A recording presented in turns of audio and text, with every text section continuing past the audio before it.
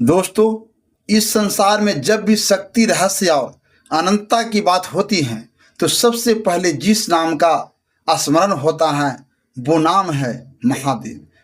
वो महादेव जो समय से भी परे हैं, जिनका न कोई आदि है और न कोई अंत, जो स्वयं मृत्यु के स्वामी हैं, फिर भी अपने भक्तों के लिए भोलेनाथ कहलाते हैं।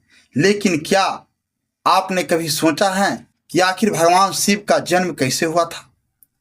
क्या सच में उनका कोई जन्म हुआ था या वे इस सृष्टि के आराम से पहले ही मौजूद थे?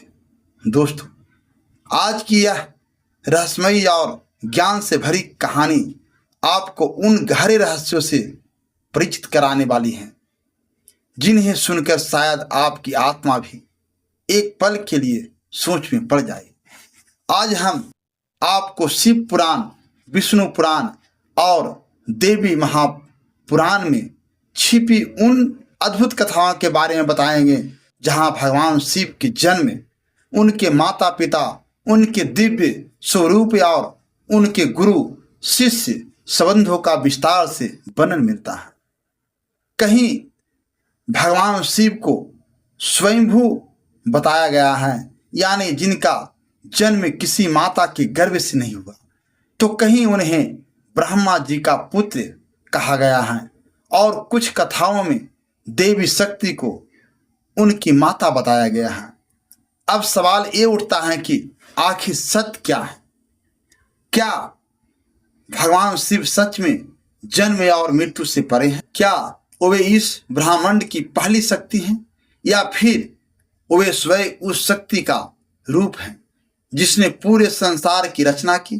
दोस्तों, आज की इस कहानी में आपको ऐसे ऐसे रहस्य सुनने को मिलेंगे जिनके बारे में शायद आपने पहले कभी नहीं सुना होगा। आप जानेंगे कैसे भगवान विष्णु और ब्रह्मा जी के बीच हुई बहस के दौरान एक अनंत अग्नि स्तंभ प्रकट हुआ था जिसका न कोई आरंभ था और न कोई अंत, और कैसे उसी अग्नि स्तंभ से महादेव ने अपने विराट स्वरूप में प्रकट होकर पूरे ब्रह्मांड को यह बता दिया था कि उनसे बड़ी शक्ति इस संसार में कोई नहीं। आप ये भी जानेंगे कि आखिर भगवान शिव के 108 नाम कैसे पड़े, क्यों उन्हें रुद्र कहा गया और कैसे ब्रह्मा जी की गोद में रोते हुए बालक के रूप में उन्होंने दर्शन दिए थे। इतना ही नहीं दोस्तों, आज हम आपको यह भी बताएंगे कि भगवान शिव के गुरु कौन थे, उन्होंने किससे शिक्षा प्राप्त की थी और कैसे उन्होंने अपने ज्ञान से सप्त ऋषियों को इस संसार का पहला गुरु बना। दोस्तों, यह केवल एक कहानी नहीं है, यह सनातन धर्म के उन रहस्यों का द्वार है जिसे समझने के बाद इंसान की सोच बदल जाती है। तो अगर आप भी महादेव के सच्चे भक्त हैं, अगर आप भगवान शिव के रहस्यमयी स्वरूप को करीब से जानना चाहते हैं और अगर आप उन प्राचीन कथाओं को सुनना चाहते हैं जो हजारों वर्षों से हमारे शास्त्रों में छिपी हुई हैं, तो इस वीडियो को बिना स्क्रिप्ट किए अंत तक जरूर देखिए, क्योंकि आज की यह कथा आपके मन में उठने वाले हर सवाल का जवाब देने वाली है। और विश्वास मानिए दोस्तों, जैसे जैसे यह कहानी आगे बढ़ेगी वैसे वैसे आपके मन में महादेव के प्रति श्रद्धा और भी गहरी होती चली जाएगी। तो चलिए महादेव का नाम लेकर इस अद्भुत और रहस्यमयी यात्रा की शुरुआत करते हैं। बोलिए हर हर महादेव। दोस्तों, भगवान शिव के बारे में ऐसा कहा जाता है कि भगवान शिव त्रिलोक के आदि और अंत के देवता हैं, जिनके आगे दुनिया की सभी शक्तियां असफल हो जाती हैं। लेकिन क्या आपको मालूम है आखिर भगवान शिव का जन्म कैसे हुआ था? उनकी माता कौन थी और उनके पिता का क्या नाम था? उन्होंने किससे अपनी शिक्षा प्राप्त की थी और किस किस को शिक्षा का दान दिया था? अगर नहीं तो चलिए, क्योंकि इस वीडियो के माध्यम से हम आपके इन्हीं सभी सवालों का जवाब देने वाले हैं, इसलिए प्लीज इसको स्किप किए बिना अंत तक जरूर देखना। दोस्तों, आज सबसे पहले भगवान शिव के जन्म से जुड़ी पहली कहानी यानी शिव पुराण की एक लोकप्रिय कथा के बारे में बताने वाले हैं। शिव पुराण के अनुसार भगवान शिव को स्वयंभू माना जाता है, जिसका मतलब होता है कि भगवान शिव का जन्म स्वयं ही हुआ था। यानी कि इससे एक बात तो साफ हो जाती है कि ना ही भगवान शिव की कोई माता है और न ही उनके कोई पिता हैं। इसी कारण से भगवान शिव पंचतत्व से भी परे हैं, जिस कारण से इन्हें मृत्यु का कोई भी भय नहीं है और इनकी मृत्यु कभी नहीं हो सकती।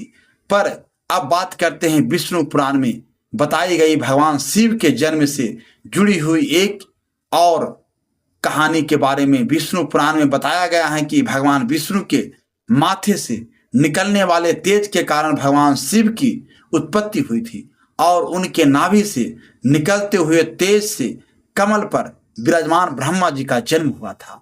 मगर दूसरी ओर भगवान विष्णु के जन्म के बारे में शिव पुराण में बताया गया है कि एक बार की बात है जब भगवान शिव अपने घुटने मल रहे थे और उनके घुटनों से निकलने वाले मेल से भगवान श्री विष्णु जी का जन्म हुआ था।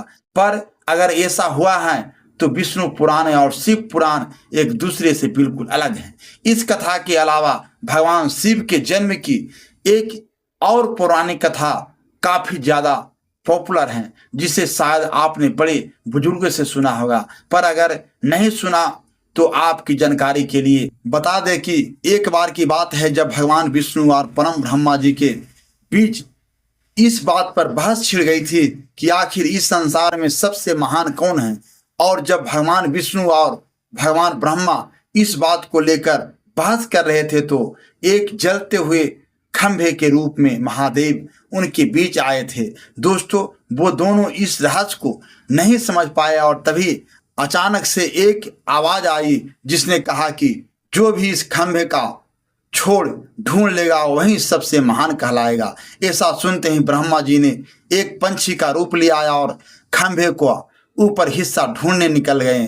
वहीं विष्णु जी ने ब्राह का रूप धारण किया और खंभे का अंत ढूंढने निकल गए। बहुत देर तक खोजने के बाद भी दोनों में से किसी को भी खंभे का छोर नहीं मिला और दोनों थकान मानकर वापस आ गए।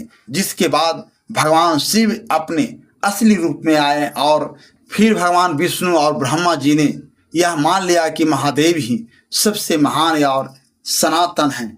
इनसे बड़ी शक्ति इस दुनिया में कोई नहीं। इसके साथ ही शिव पुराण में बताया गया खंभा इस बात को दर्शाता है कि न ही भगवान शिव का जन्म है और न ही उनका कोई अंत। और एक कारण तो यह है कि भगवान शिव को शंभु कहा जाता है, यानी भगवान शिव का अंत ही नहीं, वे अमर हैं। अब हम बात करते हैं भगवान शिव से जुड़े एक ऐसे विषय के बारे में जो सबसे ज्यादा प्रसिद्ध हैं। क्या भगवान ब्रह्मा भगवान शिव के पिता हैं? जी हाँ, इनकी एक कहानी लोगों के बीच काफी प्रसिद्ध है। तो आपको बता दें कि आखिर किस प्रकार भगवान शिव ने ब्रह्मा पुत्र के रूप में जन्म लिया था।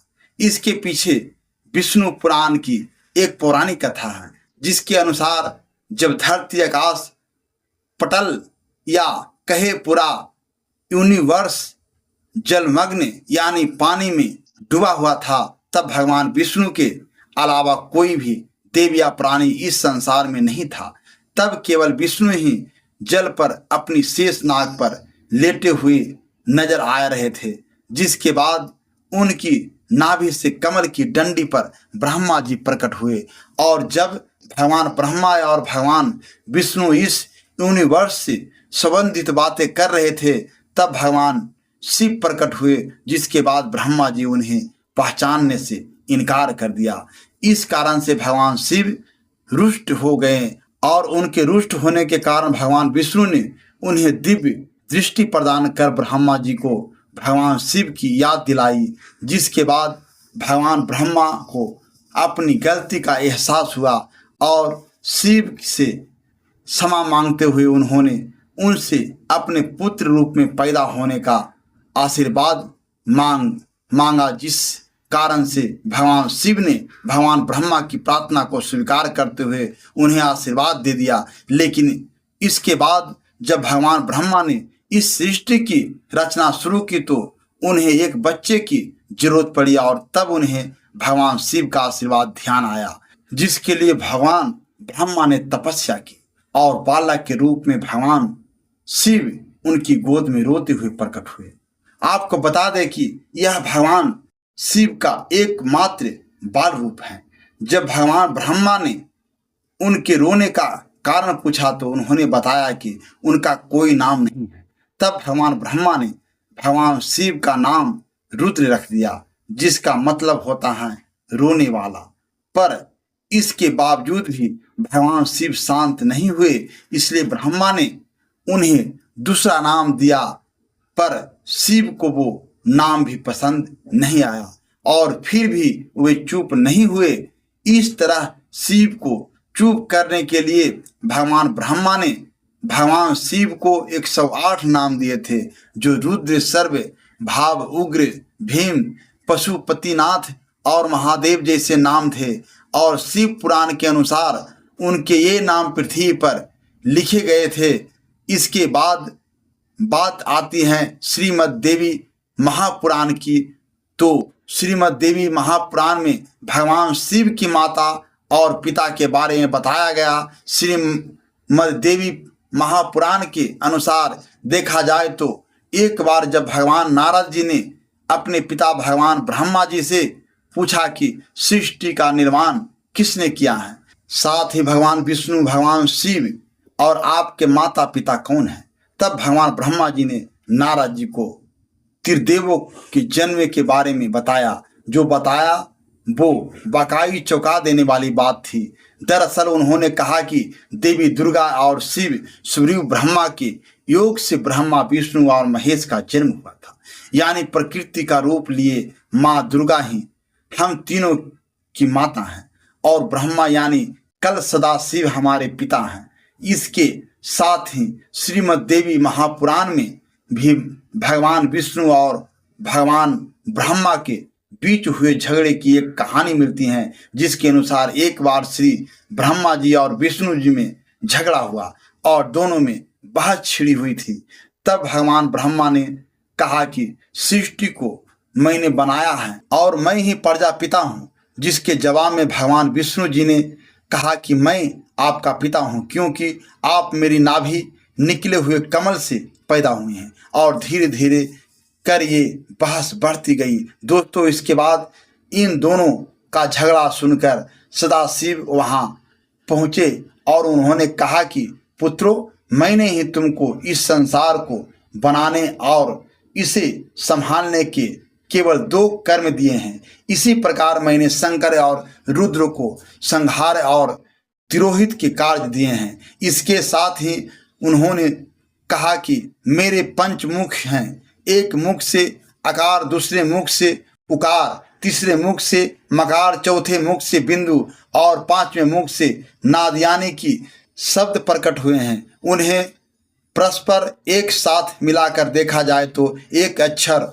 ऊ बनता है, जिसे आज हम सभी भगवान शिव के मूल मंत्र के रूप में जानते हैं। इतना कहने के बाद भगवान ब्रह्मा और विष्णु दोनों ही समझ गए कि भगवान शिव से ज़्यादा शक्तिशाली इस दुनिया में कुछ भी नहीं है और दोनों ने भगवान शिव को प्रणाम किया और चले गए। चलिए दोस्तों, अब जब आप भगवान शिव के बारे में इतना तो जान ही चुके हैं, तो क्या आपको पता है कि आखिर भगवान शिव ने किससे शिक्षा प्राप्त की थी और उनके गुरु कौन थे?